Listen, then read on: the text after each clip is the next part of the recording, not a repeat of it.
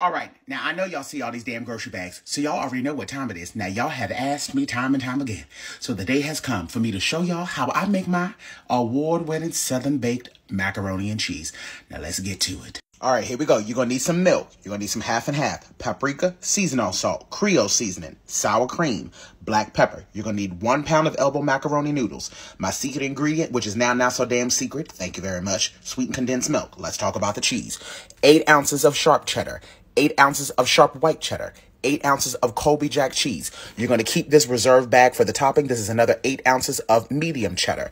You're going to need 8 ounces of mozzarella, 16 ounces of Velveeta. If you don't like Velveeta, I don't know what to tell you. That's what I use in mine. You're going to need some cream cheese, and you're going to need 2 sticks of Kerrygold butter. You see that? You see that? You see that? Don't ask me for the damn ingredient list.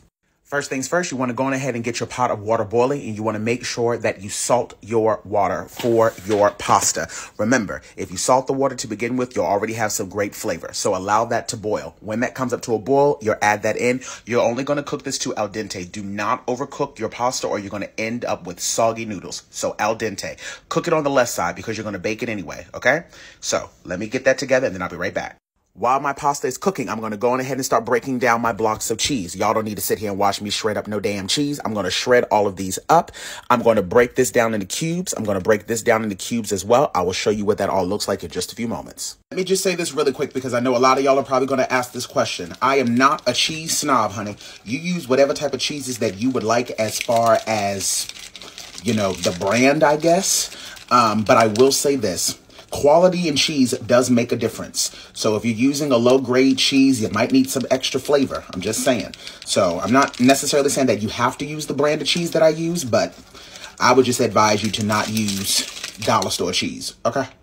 All right, y'all, as you can see, I've broken down all of my cheeses. I'm going to go on ahead and sit these to the side. It is important to make sure that you have this already situated and done because when we get to start making the cheese sauce, you ain't got time to be playing around. It's going to move really quick. So just have everything prepped and ready to go. All right, my water is ready. I'm going to go in with a little bit of the pink Himalayan salt, and then I'm going to put in my pasta. Once again, you only want to cook that to al dente. All right, let's go over the seasonings. You're going to need 1 teaspoon of paprika, a teaspoon of black pepper, a ½ tablespoon of seasonal salt. You're also going to need a teaspoon of Creole seasoning. Now, like I said, for the secret ingredient, I use 2½ tablespoons of the sweetened condensed milk. Please make sure that you measure that out. Do not just freehand that and pour it in, or you're going to mess around and end up with candy damn macaroni and cheese. Just to be clear, this is not going to make it sweet at all. It literally just cuts through all of the saltiness, and it just gives the dish just something. My pasta is looking great, so I'm going to go on ahead and add that into my baking dish. If I can find the exact dimensions of this, I will make sure that I put it on the screen so that you guys know exactly what size I'm working with. I'm going to go in and add about 3 tablespoons of this butter to this and go on ahead and give this a mix. In the exact same pot, we're going to work on the roux. So I'm going to add in 1 stick of that Kerrygold butter. And to that, I'm also going to add in a ½ cup of my all-purpose flour. I'm going to give this a mix, and I'll come back and let y'all know what it's looking like in a few seconds. As y'all can see, that Kerrygold butter lets off a beautiful, beautiful yellow color. Now, just be mindful. You are not trying to make a gumbo, so you don't want this to get too dark. The only purpose of this is just to cook off the raw flour taste. So I allowed this to go over about a medium to medium-low temperature for roughly about 1 to 2 minutes. Now that my roux is looking the way I wanted to, I'm going to go in with 1½ cups of whole milk, and then I'm going to also add in a ½ cup of half and half. Make sure you're mixing that well so that it doesn't lump up, but if you did the roux right, you shouldn't have to really concern yourself with that. You're going to allow this to cook for an additional 1 to 2 minutes. All right, so now that this is looking the way I wanted, it's taking on some nice texture. I'm going to go on ahead and start adding in my cheeses as well as my Velveeta and the cream cheese as well. I got all of my cheeses in here. Now I'm going to go on ahead and give this a mix. For right now, I'm going to stick with this solid spoon. Once the cheese has started to melt down, then we're going to switch over to a whisk. And then that's when we're adding the sour cream, the seasonings, and the sweetened condensed milk. Also, don't forget to add in your mozzarella cheese as well. All right, so now that my cheese is starting to melt, I'm going to go on ahead and add in all of those seasonings that I listed earlier. I'm also going to go on ahead and add in the 8 ounces of the sour cream, as well as our sweetened condensed milk, and then give all of this a good mix.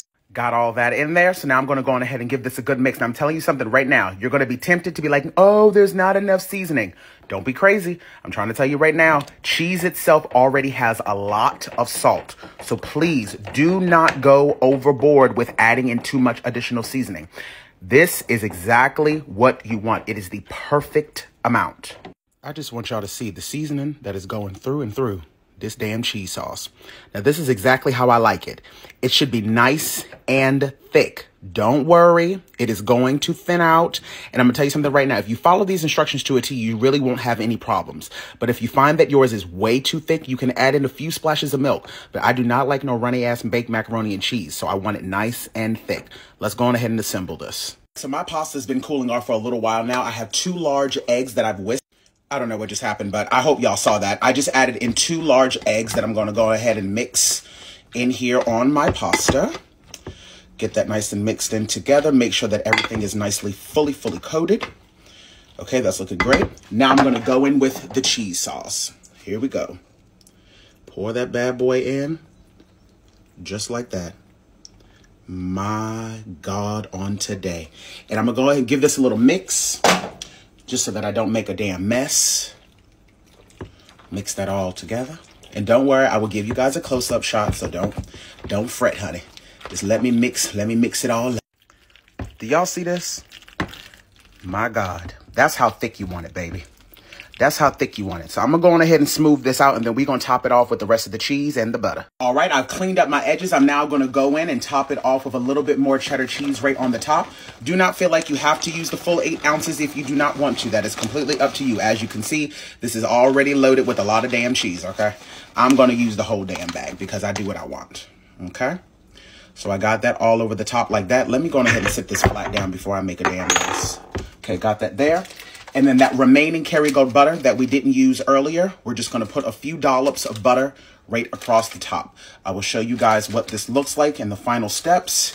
Before I put it in the oven, I have my oven preheated to 350 degrees.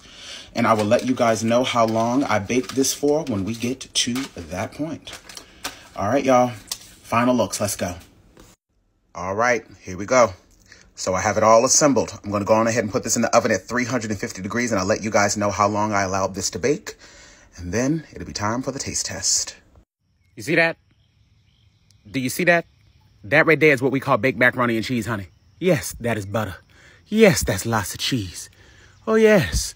So now what I'm going to do is I'm going to let this sit and set up for about 10 to 15 minutes before I go on ahead and dip into this. But my God, on today, oh, bitch, we finna eat good.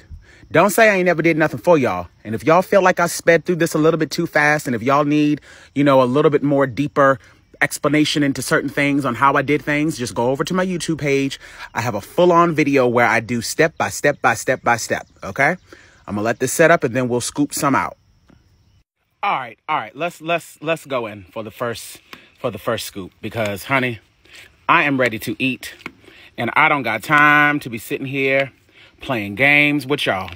So y'all ready for the first scoop? My God, on today, bitch, because ain't nobody doing it better, hey, than Tobias, hey, back macaroni and cheese. I don't even know what the fuck I just said. All I know is that I'm ready to eat. So let's go in for the taste test, honey. You see that? You see that? My God. Here we go. Jesus. Jesus. All right, here we go.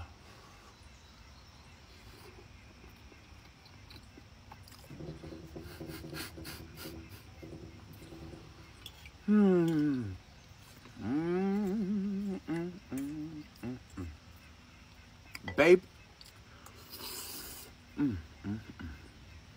You see that?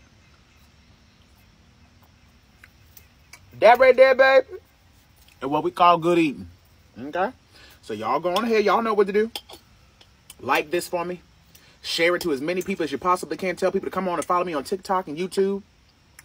Come on over to my Instagram account. And cheers. Tag me if you decide to make this.